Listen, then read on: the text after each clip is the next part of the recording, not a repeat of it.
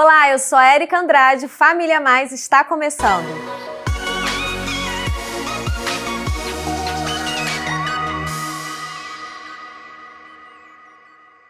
No Família Mais de hoje, a gente tem um convidado muito especial, Leonardo Loureiro, mentor de vida e negócio, falando sobre os segredos para o sucesso do relacionamento.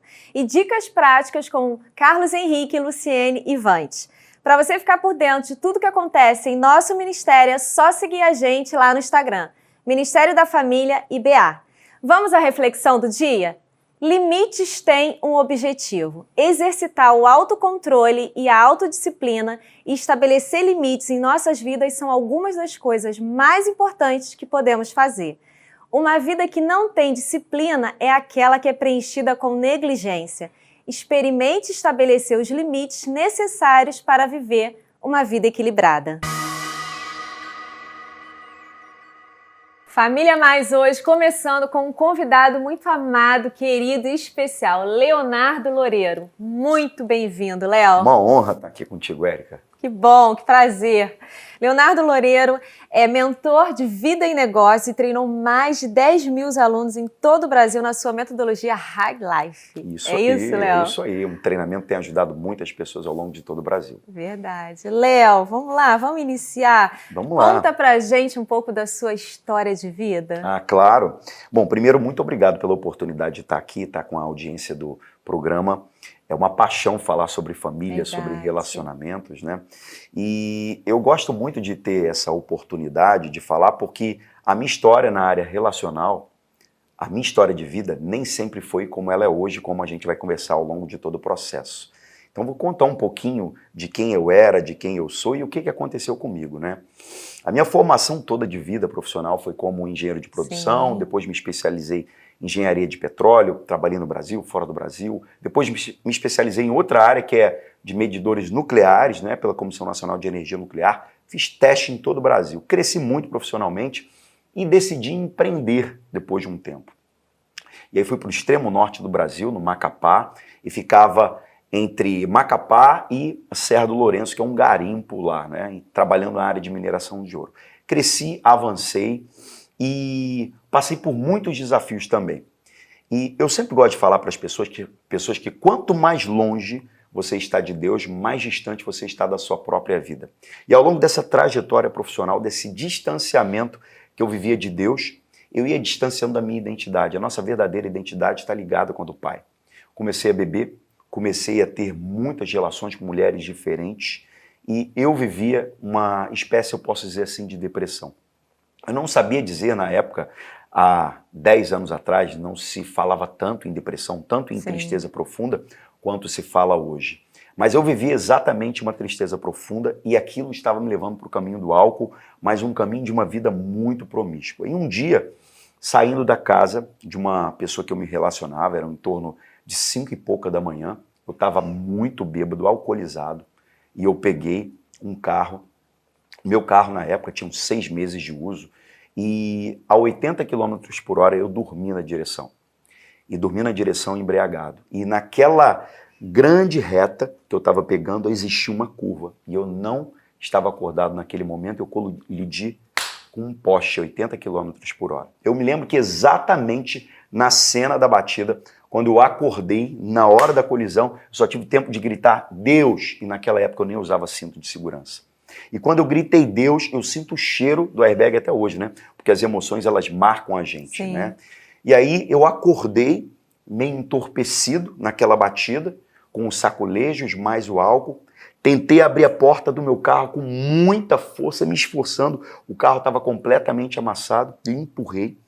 E eu não conseguia ficar nem em pé. Eu me rastejei até uma grama bem próxima. Eu olhei aquela cena, o carro totalmente acabado, uma cena hollywoodiana, porque na batida geralmente o poste vai para cima do carro, né? E ele desce para cima do carro, mas aconteceu o contrário. Eu fiquei em cima do poste, o carro ficou em cima do poste. Eu olhei aquela cena, o carro acabado, era em torno de umas 5h40 da manhã e os primeiros raios solares começavam a vir. E os raios solares vindo em minha direção, pela primeira vez eu ouvi a voz de Deus, que me disse assim: até quando eu vou te dar um tempo de vida? Até quando eu vou te dar mais chance de vida? Naquele momento, Érica, eu falei, eu tenho que mudar minha vida. A vida do jeito que eu estou levando não dá mais. Essa vida que é só em busca de dinheiro, prazeres e o alcoolismo consumindo por conta dessa dor, não está me levando a lugar algum. Foi quando eu cheguei na Igreja Batista Atitude. E ali eu fui amado, fui cuidado, fui honrado, através da pastora Elaine, se ela estiver vendo aí, um beijo para ela, e meu amado pastor Josué.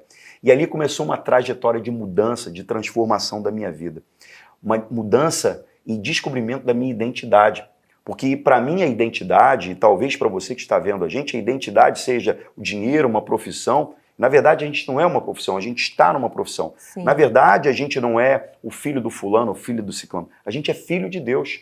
E quando a gente se torna distante de Deus, de quem Ele é na nossa vida, a gente acaba se desconhecendo. Foi o que aconteceu comigo. E aí, nesse ano de jornada, foi o meu ano de descoberta. Eu terminei com todas as pessoas que eu saía, eu abandonei todos os negócios, eu vivi o maior calabouço financeiro nessa época também, por conta dessa abstenção dos negócios, e foi um momento de muita dor. Mas eu entendi também que Deus, nessa minha história de mudança, Ele usa a nossa dor para a glória dEle. E toda dor que eu vivia, na verdade, era a cura que eu estava recebendo de todo um passado que eu precisava de cura, né? Então, essa transformação aconteceu na minha vida e, ao longo da trajetória, eu comecei a cuidar de pessoas dentro da igreja. E tinha já voltado a trabalhar como engenheiro, como consultor. E eu comecei a perceber um paralelo. Eu percebi que na igreja, ajudando as pessoas, discipulando, eu ouvia delas, numa vida já bem transformada ao longo de um ano, eu ouvia delas no ajudar que elas falavam assim, a culpa é de Deus, Deus vai fazer, está acontecendo isso porque Deus que está fazendo, é porque é dessa maneira. Eu falava, nossa, mas Deus não tem nada a ver com isso, Deus não tem nada a ver com isso. Se você não cuida do seu casamento, se você não é um homem responsável, se você não vai trabalhar, ou vice-versa, Deus não tem culpa disso, Ele já te deu o livre-arbítrio, que eu chamo hoje, de um livro meu chamado Poder Pessoal, que é a dádiva pessoal intransferível para decidir. Você não está fazendo a sua parte. E nas consultorias eu percebia que as pessoas elas tinham uma capacidade técnica muito grande, porém elas não conseguiam romper. Elas conseguiam fazer tudo o que se pedia a elas. Tudo. Elas eram capazes, inclusive, de ensinar o que eu ensinava a elas. Mas quando ia para o campo da execução, os entraves emocionais começavam a acontecer. Não aconteciam, né? E daí eu entrei num mergulho muito grande da autodescoberta. Eu sempre fui autodidata e sempre li muito. Desde muito tempo, pelo menos um livro por semana, e eu fui. O que trava essas pessoas? Foi quando eu entrei nesse mundo das emoções, estudando programação neurolinguística, hipnose, coaching, diversas outras ferramentas, e eu comecei a ver que não só essas ferramentas eram suficientes, porque o homem precisava, além de todas elas, da glória de Deus na sua vida. E a gente vai falar muito sobre isso, né, hoje. Uau! Olha, essa já é a nossa introdução. Olha o que esse programa tem para você que está aí com a gente. A gente está falando sobre os segredos do sucesso para o relacionamento. Que tema, hein, Léo? Muito legal, Léo já né? introduziu ele falando sobre a vida dele e a gente vai continuar falando mais sobre isso. Legal, vamos lá. Vamos lá? E, Léo, quais são as fases do relacionamento? Muito bacana. Bom, se a gente for falar do ponto de vista da ciência, o relacionamento ele vai passar por duas fases. A primeira fase é a fase que todo mundo sabe, a fase da paixão. Essa paixão, é uma fase da loucura, né? E quando a gente está apaixonado, acontece uma coisa muito bacana no nosso cérebro. Nós somos química, o nosso corpo é uma usina química, uma fábrica de produção de sentimentos, né? Então, quando a gente entra na fase da paixão, a gente olha aquela pessoa, fica apaixonado, igual eu fiquei pela Bárbara, né? Que você conhece muito bem. A Bárbara, se vocês não sabem, é a minha esposa, que eu amo demais, sou pai da Maitê, e a Érica foi a grande impulsionadora desse relacionamento, né, Érica? Privilégio. A Érica falou, ó, dá uma oportunidade para esse cara, abre o teu coração. Se não fosse a Érica, eu não estaria casado com a Bárbara. Então, naquele momento, na fase da paixão, acontece uma mudança química no nosso cérebro. A gente passa a produzir, além dos níveis basais, dopamina em doses elevadas, por isso também é chamado de fase dopaminérgica, a vasopressina aumenta demais e a oxitocina aumenta. Então essa fase, aqui no córtex pré-frontal do ser humano, ela acontece a mesma coisa com o álcool. Quando você bebe, você não consegue discernir muito bem uma pessoa. E quando você está apaixonado também é a mesma coisa por conta dos elevados níveis de dopamina. Então você não consegue discernir bem se você está entrando com a pessoa certa. Então é muito natural na fase da paixão, que é a fase química do corpo, a gente ficar entorpecido pela outra pessoa. Então, até por conta dessa alteração química, a gente fica obcecado pela outra pessoa. Aí entra o problema. E se for a pessoa errada? E se você não analisou o óbvio antes? E se você não sabe o histórico da pessoa? Por isso que muitas pessoas vão entrar em relacionamentos, a gente vai continuar falando, vão se apaixonar e geralmente essa fase ela dura de 12 a 24 meses. Depende muito da pessoa, vai variar demais de pessoa para pessoa. Então a pessoa vai entrar, vai se apaixonar, vai casar de 12 a 24 meses e quando casar, o que vai acontecer? A fase dopaminérgica vai passar. Então a dopamina, a vasopressina cai a níveis basais e só fica ocitocina. E a pessoa vira e fala, cara, como eu casei com a pessoa errada? Como eu só vi isso agora? Você só viu isso agora porque o seu corpo estava sob efeito dopaminérgico dessa primeira fase, da fase da paixão. Por isso que existe o Namoro a 3, por isso que existe a Érica, o Douglas e tantas pessoas para poderem ajudar casais para tomarem a decisão nessa primeira fase.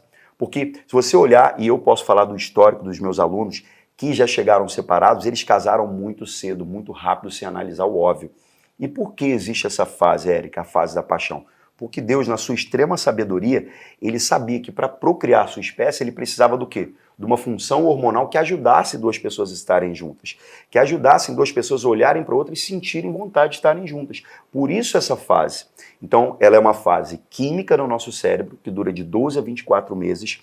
Se você não analisar o óbvio antes, o histórico da pessoa, com quem você vai se relacionar, você vai entrar numa furada. Eu não quero também tirar a beleza dessa fase, porque é uma fase muito bonita. É uma fase fantástica. A minha fase, eu coloco até para os meus alunos para verem meu vídeo de pedido de casamento. Tava com uma barriguinha assim. É lindo, gente, lindo, esse vídeo. Lindo demais. E aí quando eu tô indo lá, o cara coloca em câmera lenta a minha banha, vai pulando e eu coloquei aquilo para a Bárbara ver, porque eu estava apaixonado realmente, mas era uma fase química. E depois que a gente passa por essa fase química, que é a primeira fase, chega a segunda fase, que a ciência chama de companion love ou amor companheiro. Os níveis da dopamina, da vasopressina descem e só tem ali a oxitocina. Então, nesse momento, é a fase de construir o amor companheiro. Eu me lembro que no dia do meu casamento, o pastor Josué que fez o meu casamento, ele falou uma frase que ficou gravada no meu coração, eu falo sempre para os meus alunos. No casamento ganha quem pede perdão primeiro. É verdade. É a fase da construção, é a fase da decisão. Eu tenho uma frase minha que eu chamo, amar não é uma emoção, é uma decisão. A gente precisa decidir amar. Porque a vontade, quando a gente chega nessa fase, é jogar muitas vezes a pessoa da janela. Só que muitas pessoas, elas olham somente os problemas e não olham que é uma fase de construção. É como se fosse construir uma casa, é o alicerce. É ali você investir na pessoa para que ela realmente faça valer ao longo de uma jornada esse casamento tão maravilhoso, né? Então, são duas fases, a fase dopaminérgica, a fase da paixão e a fase do amor companheiro, de construir de verdade essa relação fantástica, Érica. Que bom, Léo. E, Léo, a gente sabe, né, e eu queria ouvir de você, por que a história dos nossos pais, né, a nossa família de origem, tanto influenciam, tanto afetam na nossa relação amorosa? Por quê? É demais, né? Demais, né? Eu gosto sempre quando uma pessoa vem e fala uma dor no seu casamento, eu peço para que ela explique a história dos pais, né? Porque o nosso cérebro, ele é uma máquina de aprendizado, né? Uma corrente muito forte de neuropediatras dizem que de 0 a 3 anos é quando é gravado 80% do que eu vou ser o resto da vida. Outra corrente divide de 0 a 8, outra de 0 a 12. Mas a gente fala de uma maneira geral de 0 a 12. Então, quando a gente é muito jovem, muito pequenininho, as nossas redes sinápticas, né, os nossos neurônios, as nossas células cerebrais, elas estão se conectando e fazendo uma rede de aprendizado. É como se eu fosse um grande computador Apple de altíssima geração, com muita capacidade de processamento e armazenagem de informações. Um HD ali bem amplo, com tudo que vai sendo, né, inserido ali, está sendo gravado. Tudo. É isso. E é como se Deus pegasse para o pai e para a mãe e falasse aqui, tá aqui, papai e mamãe, vocês estão gerando o maior computador do mundo nesse exato momento. Ele tem muita capacidade de processamento, armazenagem de informações. Porém, eu quero deixar um desafio para vocês. Grave os programas. E eu pergunto, de que vale você ter o melhor computador do mundo se ele tiver com um programa executável errado, de Excel, de PowerPoint? Então a gente aprende esses programas com quem? Com os nossos programadores, que é o pai, a mãe, pessoas de forte influência nessa fase. E aí a gente vem e olha o casamento. Como é que foi o casamento do seu pai e da sua mãe? Seu pai traía sua mãe? Seu pai honrava sua mãe? Sua mãe era uma mulher muito forte dentro da relação e por conta disso anulava o papel do pai? Ou o pai era omisso dentro da relação e você aprendeu esse modelo como homem? Então a gente traz esses modelos em formas de sinapse. Só que a gente, racionalmente pensando, a gente não lembra, meu pai teve um casamento ruim e é por isso que eu faço isso no meu casamento. Ou minha mãe era assim e por isso eu reproduzo o mesmo modelo dela. A gente não pensa isso porque isso desce para o nível inconsciente. Então a gente age no piloto automático. Então, o casamento que a gente vive hoje é muito do reflexo do nosso pai e da nossa mãe de uma maneira automática e autoexecutável. Então, uma grande pista é, olha o casamento do seu pai e da sua mãe. Olha como era lá a relação. Você vai ter uma microamostra do que pode acontecer no seu casamento. Também existe uma outra coisa que pode acontecer, Érica, que é o seguinte. Esses programas, eles podem seguir fidedignamente aquele padrão de pai e de mãe, ou você pode, por tanta dor de ter visto o seu pai abusar da sua mãe, brigar, repelir por dor. Então aquele cara que viu o pai bater na mãe, sabe, maltratá-lo, ele se torna um grande marido. Ou a mulher que olhava o pai sendo daquela maneira, ou a mãe sendo de uma maneira que era muito ruim, se torna o extremo oposto. Mas essa é a exceção, não é sempre a regra. Então, o casamento que as pessoas vivem hoje é o reflexo da formação de pai e de mãe. E não tem para onde correr. Essa pessoa vai precisar de quê? Cuidar da sua identidade, cuidar dos seus programas mentais. Vai precisar de terapia, vai precisar de especialista, vai precisar de mentores para ajudar a reformatar esse HD.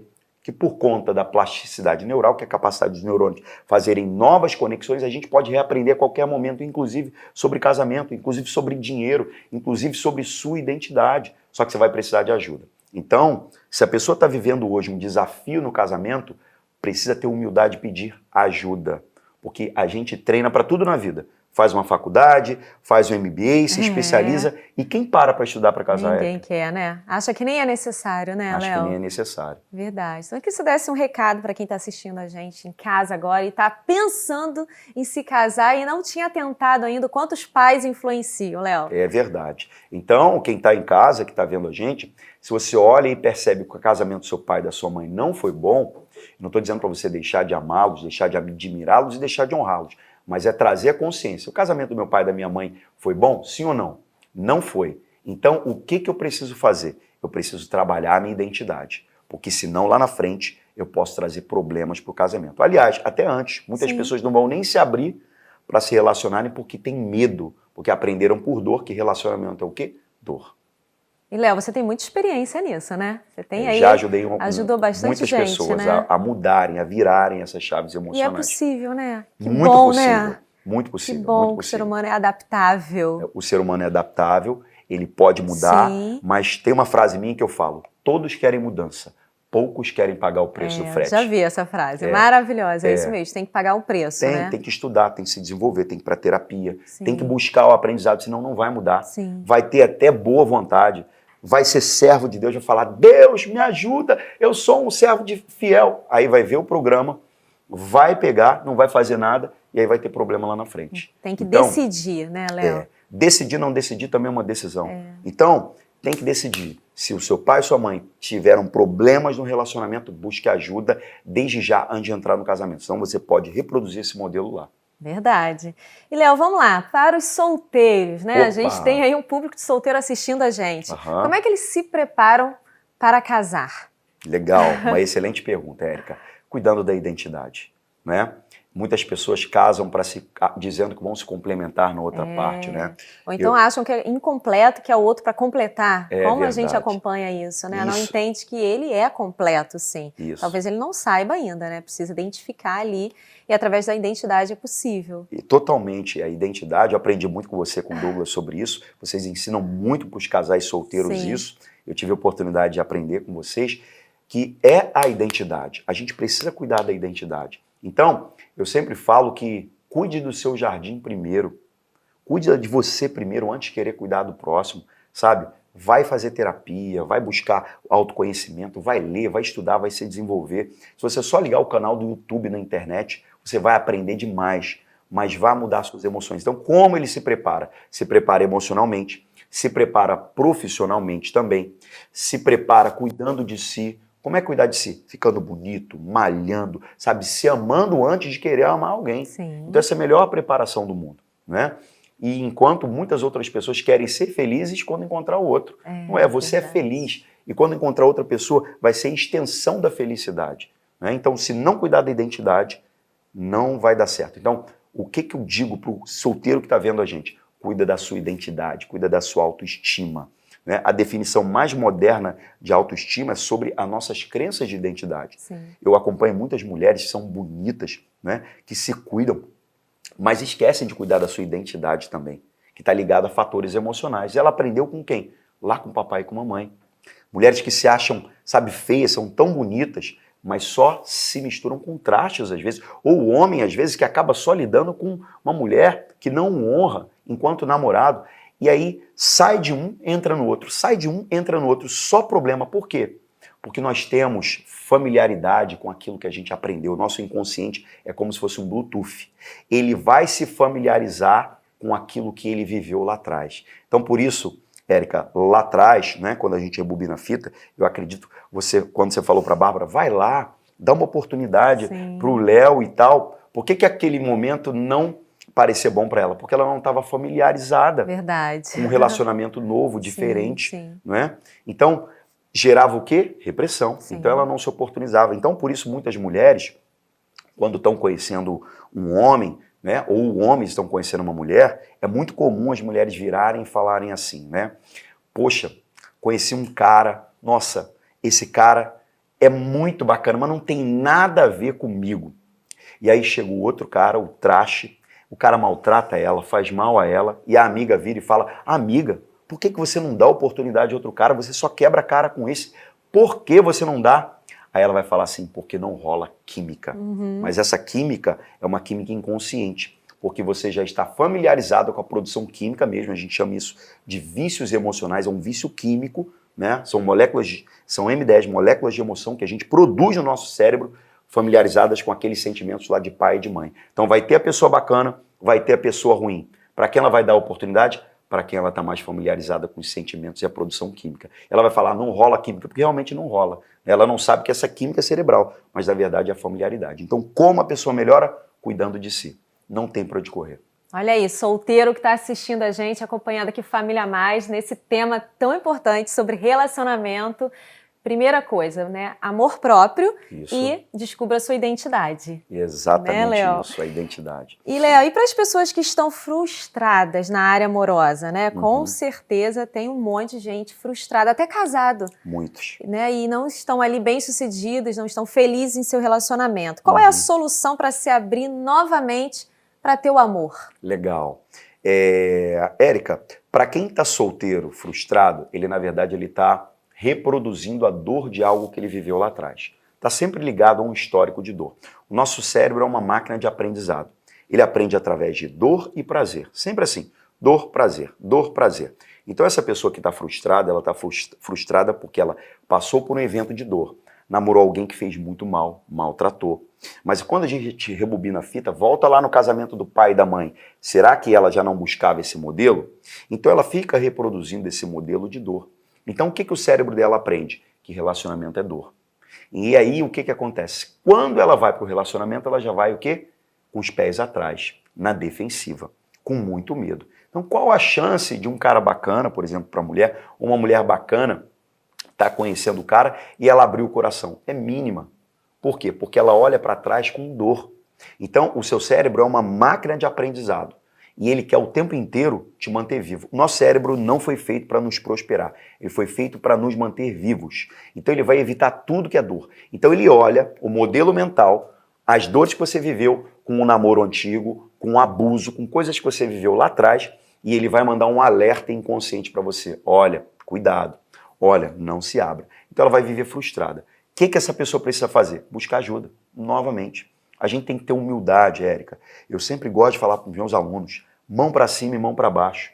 Mão para cima porque eu tenho que entender que sempre tem alguém num nível maior que eu que vai me puxar. E mão para baixo, eu sempre tenho que puxar alguém e ajudar alguém. Então você que está vendo isso aqui, pega esse programa, Manda para alguém, ajuda outras pessoas que precisam mudar o seu relacionamento. Não tem para onde correr, Érica. Então essa pessoa vai precisar de ajuda. Seja solteiro frustrado que não consegue abrir o coração, ou seja casado, que já trazia um modelo mental de dor de relacionamento e está vivendo ali no casamento. Uma grande dica que a gente tem é o Casados para Sempre.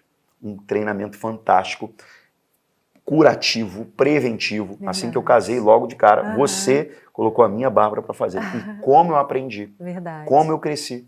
Então, assim, tem que pedir ajuda, tem que ter humildade para pedir ajuda. Não achar que você vai ser muito bom no casamento porque você já é muito bom profissionalmente, ou até ganha dinheiro ou prospera em algum aspecto, não é inteligente. Peça ajuda. Ok, que bom, né? Que bom que a gente tem diversas ferramentas hoje para se ajudar. Sim. E ajudar alguém, né? E você é uma dessas ferramentas aqui, né, Léo? Sim. Que prazer ter você aqui com a gente. Uma honra, muito carinho. Léo, para o casal casado, né? O SOS, aquele que já está ali no perigo, né? Está prestes a se separar. Como que ele pode salvar o casamento dele? Uau, pergunta fantástica. Eu falo sempre para os meus alunos, tem uma frase minha que eu falo, amar não é uma emoção, é uma decisão. Essa pessoa que está nos filmes, finalmente, ela precisa decidir reconstruir o casamento dela. Não tem outra coisa.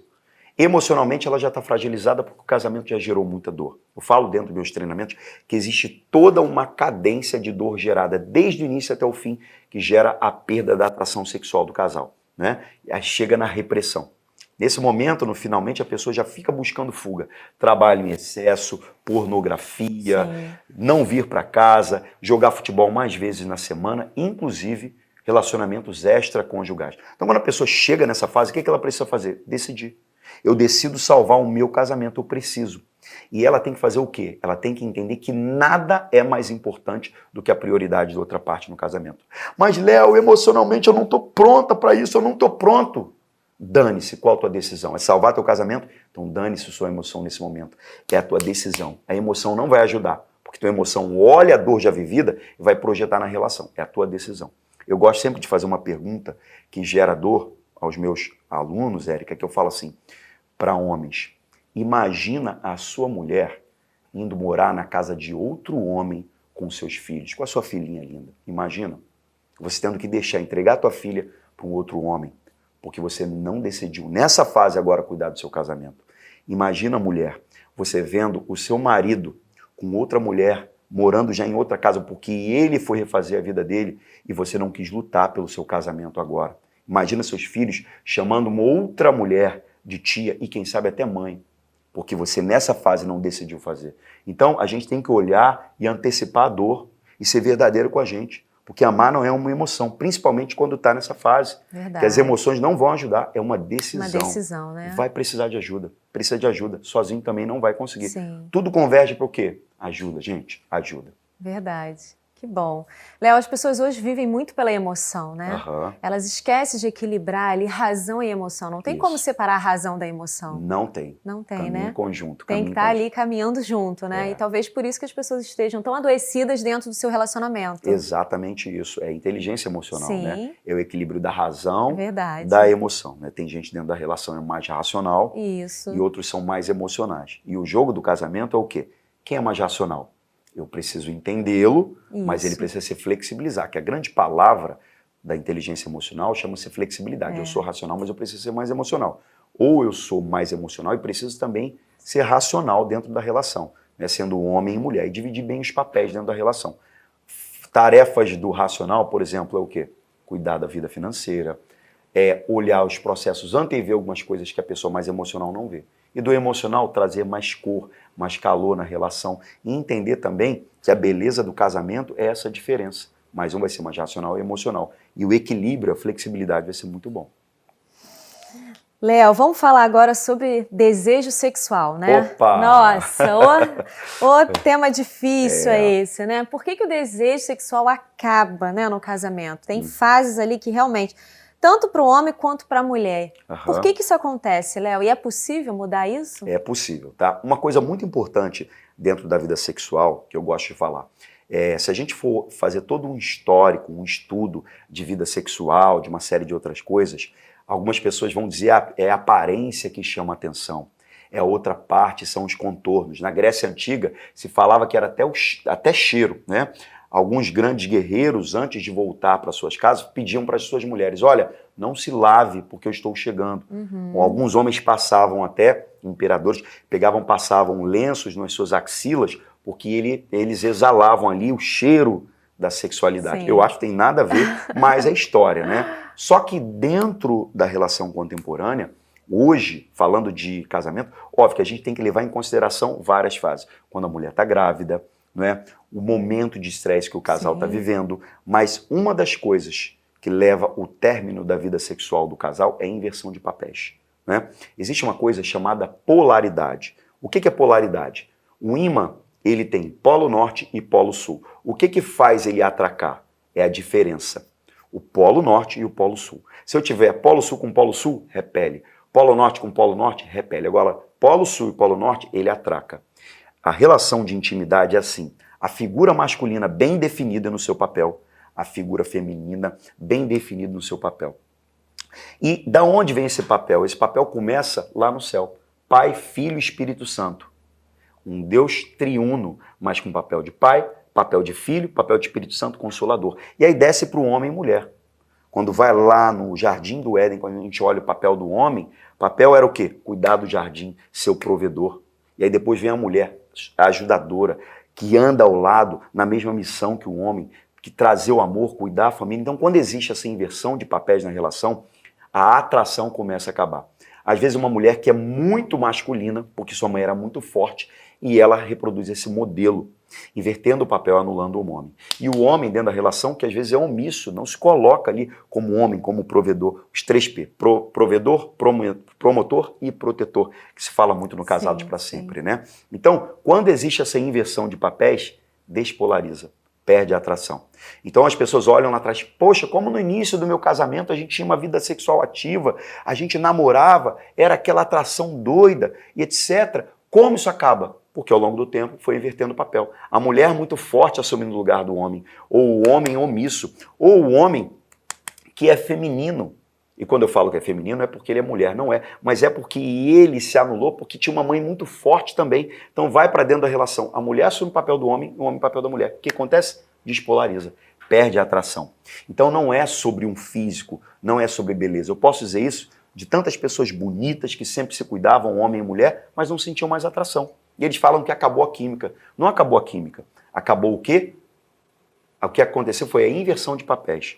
O homem se perdeu no papel dele e a mulher se perdeu no papel dele. Ou os dois se tornarem masculino, masculino ou feminino, feminino. Entendi. E isso que acontece. Ou a mulher no lugar do homem, o homem no lugar da mulher. Como mudar isso, Léo? Precisa de ajuda novamente, não é? Um grande treinamento é o Casados para Sempre novamente. Por quê? O Casados para Sempre, ele tem aulas específicas falando sobre papel. Entender o papel. O papel do homem, ele é provedor, ele é promotor, ele é protetor.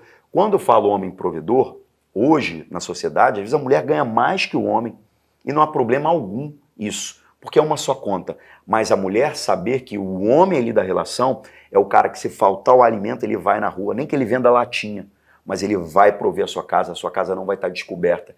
Ele é o promotor, ele promove a sua esposa, ele promove os seus filhos, ele é o protetor, ele toma conta da sua casa, ele intercede a sua casa colocando Deus. Então o papel, e a mulher? Qual é o papel da mulher? É de ajudadora, é de trazer emoção, de trazer o carinho, de ajudar o marido, entender a unidade do casal. Então, quando a gente ajusta muito bem esses papéis, a relação volta ao normal. Mas é muito importante a gente fazer isso quanto cedo, tá? Porque dependendo, pode acabar de uma vez isso dentro da relação. Mas para Deus é possível todas as coisas. Verdade, eu creio nisso, Léo. Amém. Léo, qual seria a sua maior dica para os solteiros no dia de hoje? Não case? Não, casamento é muito bom, né, Casamento Léo? é muito bom. Eles querem casar. Querem casar, né? Olha, Érica, a dica que eu diria é, eu tenho uma ferramenta minha que chama-se inventário relacional. Tô doida para conhecer esse inventário, hein? Inventário relacional. Eu falo assim sempre os solteiros. Se dê oportunidade, mas a maior dica é, tome tempo para conhecer a pessoa. O maior exemplo é o da Bárbara. A Bárbara passou 3 meses, minha esposa, me conhecendo. Você me dá um beijo. Eu também não queria, eu queria conhecer. Porque eu olhava os meus modelos lá atrás, olhava quanto a minha ansiedade né, com outras pessoas, me gerava uma confusão danada. Eu falei, não, eu quero um relacionamento em Deus, mas antes de ter um relacionamento em Deus, também eu quero conhecê-la. Eu quero tomar tempo para conhecer defeito, qualidade, oportunidade, de ver se ela tem o crivo mínimo para eu poder entrar nessa relação, porque eu não quero mais quebrar a cara. Então, muitas pessoas nessa fase querem sair, é bonito, é legal, fulano falou bem e já sai sem analisar o óbvio. Então, a fase de quê? Analisar o óbvio. Então, a minha dica é, analise o óbvio. Tome tempo para conhecer, vai tomar um suco, vai bater papo, sabe? Vai conversar, tire tempo para conhecer a pessoa antes de você dar o beijo. Porque se der o beijo e se apaixonar pela pessoa, você pode entrar na fase dopaminérgica, na fase da paixão. Sim. E aí, 12 meses depois ou 24 meses depois, você vai ver, pô, não tem nada a ver. E aí perdeu o tempo. Por isso muita gente namora um após o outro, procurando a próxima batida e sempre quebrando a cara. Por quê? Porque não analisa o óbvio. Então, no início, jovem solteiro, tome tempo para analisar a pessoa que você está conhecendo. Não tenha pressa, né? Não tenha pressa, vai devagar. Você sempre fala isso, vai devagar. Vai conhecendo, né? Máxima da Érica, você quer ir mais rápido ou quer ir mais longe? Verdade. Eu aprendi com a Eric Douglas. Verdade. Então, no relacionamento, principalmente nessa fase, é o quê? Tomar tempo para conhecer. Que né? bom. Devagar e rápido. Devagar e rápido, é verdade. Léo, quero te convidar agora a assistir junto comigo o quadro Dicas Práticas. Vamos lá? Legal, vamos lá. Olá, eu sou a Luciene. Eu sou o Carlos Henrique. Somos líderes de aconselhamento de casais, temos 37 anos de casados e gostaríamos de deixar uma dica prática para vocês. Dica prática para o casal. Ó, dê a mão à sua esposa, passeie com ela de mão dada, vai à praia, isso não tem custo, é um passeio gratuito, a praia é livre, haja vista aí a pandemia, quando estiver liberada, você pode ir lá, toma uma água de coco com ela, custa R$5 apenas, toma um coco só, divide o canudo, não tem desculpa, homem, não tem desculpa. Vá passear com a sua esposa, seja amigo dela e ela... Amiga também, e isso lembra o tempo de namoro.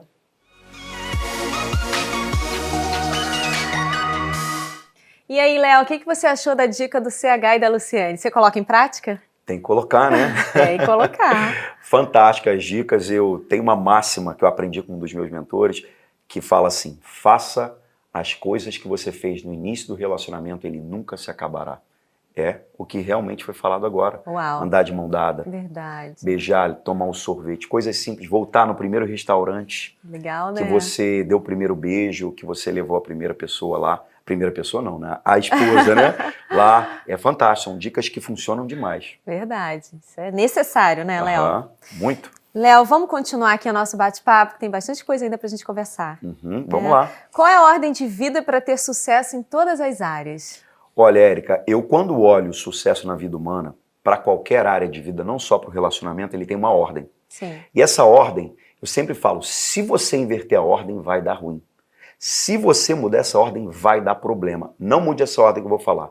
Primeiro Deus. E quando eu falo Deus, não é Deus instituição, é Deus, sua intimidade com Ele, seu tempo a sós com Ele, seu tempo de oração, seu tempo de leitura de Bíblia, seu tempo a sós com Ele, é sua intimidade com Ele. Segundo, família. E quando eu falo de família, eu estou falando nas primeiras ordens. Primeiro, o cônjuge. O cônjuge vem antes do filho. Ele sempre será a sua prioridade. Sempre, sempre e sempre. Tá? Depois os filhos, dentro desse segundo pilar. E terceiro, no final, vem o quê? Trabalho. Porque a gente precisa trabalhar. A gente precisa prover a nossa casa. E depois vem as outras coisas. Mas primeiro, Deus, família e trabalho. E dentro da família, nesse pilar, primeiro o cônjuge, depois os filhos. Muito importante você reforçar isso, né, Léo? Acho que as mulheres têm uma dificuldade maior quando os filhos chegam. Então, em alguns momentos elas invertem, colocam o filho antes do marido. E aí começam os problemas no relacionamento. E aí dá ruim, né? Dá muito ruim. Quantos casos se ouve por quê? A mulher, ela olha para o filho e fala, meu filho é mais importante que meu marido. Ela Nunca expressa será. isso, né? Nunca Ela será. fala isso, né? Nunca vai ser. Sempre tem que ter o homem ou a mulher como prioridade. Até porque, se você quiser criar filhos funcionais, eles vão ter que aprender esse modelo. Então, eles vão reproduzir esse modelo lá na frente. Cuidar mais dos filhos do que cuidar primeiro do seu esposo ou esposa. Então, sempre primeiro, o cônjuge. Já falando em filhos, a gente quer ouvir de você, né, Léo? Como a gente deve educar e preparar nossos filhos para ter relacionamentos saudáveis? Érica, filhos, na minha concepção, a gente cria de costas. Como assim, Léo? Criar filho de costas? É porque quando a gente vira as costas para o nosso filho, ele vai para a sociedade, vai para a vida, é que de fato você vai ver a educação que você deu. Mas qual é a educação? É educação dita? Não, é educação vivida. O seu modelo de família, a maneira com que o homem honra a mulher honra o homem, um pai presente, um pai que toma tempo de qualidade para amar a sua esposa, a sua maneira de lidar dentro do relacionamento, ali é a maior escola do filho. Muitos pais mandam o filho para a escola e acham que a escola vai mudar a vida do filho. E, na verdade, isso nunca vai acontecer. A escola vai o quê? Escolarizar, não vai educar. Educação vem pelo modelo do pai e da mãe. Quando a gente olha a sociedade hoje, por que a gente vê o nosso país passando por tantos problemas? Por quê? O maior problema está na célula, na microcélula, que é a família. Então, o nosso país é um conglomerado de células. Se a célula estiver doente, e como a célula fica doente? Quando existe a inversão desse papel. Deus, família e filhos. Então, muitos pais, às vezes, na ânsia de prover, esquecem de se conectar a Deus. E qual o modelo que ele ensina para o filho? Primeiro é trabalho. Sua mãe vem por último. Muitas mães olham também o modelo. Primeiro eu vou cuidar do meu filho. Eu não vou ter tempo com Deus. O que ensina para sua filha? Que primeiro é o filho, não o marido. E aí, quando cresce lá na frente, a inversão de papéis, a distorção da identidade das crianças acontece. Então, a melhor maneira de criar um filho funcional é sendo o quê? Um marido funcional, um pai funcional, né? E a gente vê hoje em dia, por conta da ausência, por conta dessa falta de tempo em casa, muitos pais trabalhando demais. Sim, ou fora de casa, verdade. E aí a gente começa a ver uma sociedade criando filhos órfãos de pais vivos. E esse é um câncer, é um problema. O filho precisa ter tempo de qualidade com seu pai, precisa aprender esse modelo. Mas, Léo, estou trabalhando muito, o que fazer agora? Tempo de qualidade não é hora corrida, é tempo presente, é existência ali naquele momento com o seu filho. Então, ele vê o seu modelo de casamento, você ter tempo de abraço, carinho, elogio, reconhecimento, e ele vai aprendendo todos esses modelos. E lá na frente ele vai replicar. Então, o filho se cria como? De costas, porque é de costas que a gente vai ver se ele realmente tem a identidade aprendida. Inclusive, eu recebo muitos alunos, muita gente que tem problema com drogas. Quando você perde um filho para as drogas? Você não perde quando ele é adulto, não. Você perde ali, ó, no seio familiar. Então, se eu posso dar uma dica para todo mundo que está aqui é tire tempo para cuidar da sua família. Cuidando de quem primeiro? Da tua mulher e do teu esposo. Depois vem o filho. Teu filho está aprendendo isso, tendo tempo de qualidade. Aí você vai garantir uma família que prospere, que dá certo. Uau! Olha aí que dica Léo trazendo aqui para os pais em relação aos filhos, né, Léo? Verdade. E dá para colocar em prática ainda, né? Dá. Não importa a idade. Não importa a idade. Óbvio que a formação inicial da criança, de 0 até 12 anos, é a parte mais importante. É onde está sendo formada as crenças, os programas que a gente vai carregar para a vida. Mas se você é pai, se você é mãe e o seu filho é mais velho hoje, peça perdão pelos erros que você cometeu, peça perdão das brigas que você teve com seu marido, olhe para o seu filho e converse. Olha, eu errei com seu pai quando você aprendeu aquilo, eu fui errado quando filho, eu trabalhei demais e não tirei tempo para você, me perdoe. Faz o caminho, refaz o caminho enquanto ainda é tempo. Então, se você olha para o seu relacionamento hoje e percebe isso, e seus filhos já avançaram, volta, peça perdão. E se os seus filhos ainda é pequeno, invista primeiro em quem? Na sua família. Hoje eu estou aqui com o Leonardo Loureiro falando sobre os segredos do sucesso para o relacionamento. Léo, vamos falar agora sobre um tema também que é bem polêmico e que afeta muitas famílias. Crise financeira, não é? E aí, como é que a gente encontra ali o equilíbrio, né, financeiro dentro do relacionamento? Porque isso afeta muito, né, Léo? Com certeza. O dinheiro é uma parte muito importante dentro da relação. Sim. Não tem. Se a gente for olhar a Bíblia fala sobre dinheiro diversas e diversas vezes, porque a gente tem que tomar conta do quê? Do dinheiro, cuidar muito bem do dinheiro. E é muito natural que alguma crise financeira pode existir. Aliás, crises sempre existiram e sempre vão existir. É a coisa mais certa da vida. E dentro do casamento você não está livre de uma crise financeira, não está livre de um problema. Mas o que é mais importante a gente entender? Crises passam. A gente está vivendo agora o coronavírus, né, que está afetando tanto, mas vai passar. Daqui a pouco vai fazer parte da história. A crise financeira que você vive hoje vai passar. O que é importante nesse momento de crise financeira? Realinhar a rota, entender os papéis do casal. O homem é provedor, mas a mulher pode prover junto com ele também.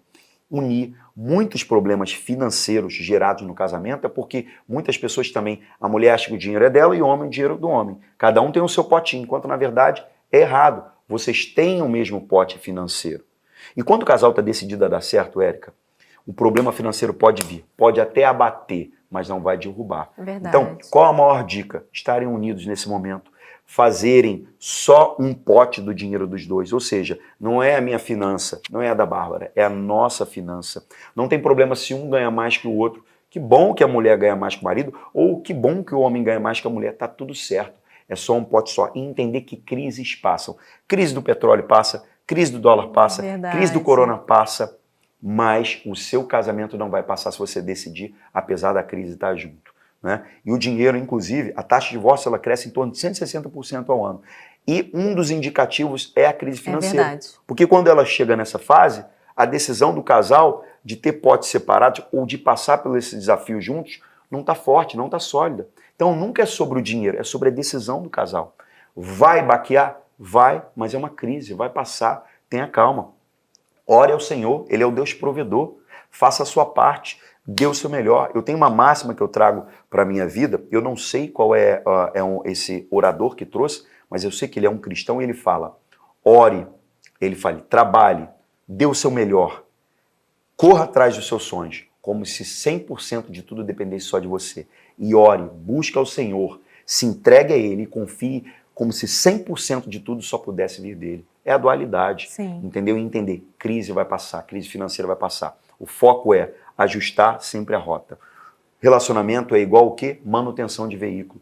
Se você não está lá o tempo inteiro apertando o parafuso, agora é o parafuso onde? Da área financeira.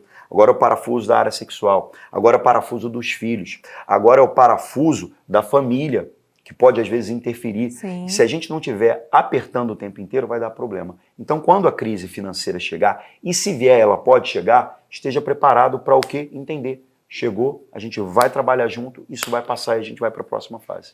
Uau, que bom que existe próxima fase, né, Sim, Léo? crises sempre passam. Crises sempre passam, verdade. E momentos bons também passam. Momentos bons também passam, verdade. É. Muitas Verdade. pessoas olham somente ali aquele momento muito bom, que fique para sempre. Ele vai passar. Né? O que não passa, o quê? É o estado perene que é a felicidade. A felicidade não é um sentimento, não é uma emoção, é um estado perene. Então muitas pessoas acham, estão vivendo um momento muito bom, tá alegre, tá vivendo um momento triste, meu Deus, estou muito triste. E a felicidade, quando a gente se conecta a Deus, ela nos traz um momento, uma vida perene. Não importa a emoção que eu vou viver. Às vezes a tristeza por conta do problema financeiro, às vezes a alegria por uma promoção salarial. Mas o fato é, entre alegria e tristeza, eu sou feliz porque eu tenho Cristo na minha vida. E isso me garante um estado perene, que não depende de emoção. Verdade.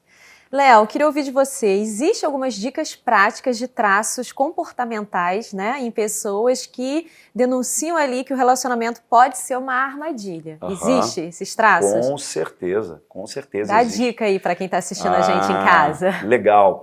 Olha só, uma grande dica para quem é solteiro, né, porque ainda vai entrar dentro da relação, olha como é que ele trata a mãe. Olha como é que ele trata o garçom quando vai atender.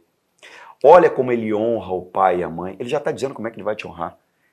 Por isso que eu falo, Érica, tire um tempo conhecendo a pessoa. Vai lá. A honra é um princípio muito forte para qualquer coisa na vida. E princípio é assim, se você quebra ele, ele te quebra. Não tem para onde correr. Então, quando esse cara que você está conhecendo quebra o princípio de honrar o seu pai e sua mãe, o pai pode ser o pior pai do mundo, mas se ele honra, ele já está dizendo como ele vai fazer com você. Entendeu? Se ele honra os compromissos financeiros, se ele honra quem está lá no governo. Preste atenção nisso que eu estou falando, tá? Eu estou falando de partido político, não. Porque a Bíblia fala sobre o quê? Honrar os nossos governantes. Se ele fala lá muito mal do governo XYZ, ele está falando do quê? Ele está falando da honra dele lá no casamento, da honra. Porque a maneira que a gente faz uma coisa é a maneira que a gente faz todas as outras coisas.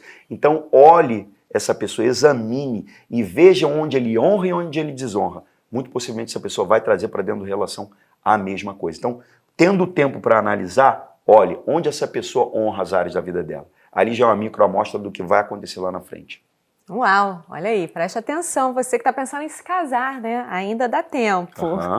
E aqueles que já casaram, Léo, como é que faz? Aqueles que já casaram tem que dar certo. É isso aí, tem que fazer dar certo, tem que querer, não é isso? Tem que querer dar certo. Amar não é uma emoção, Não, é uma decisão. É uma decisão. E diária, né, Léo? Diária, todo dia. Tem dia que a Bárbara quer me jogar da janela.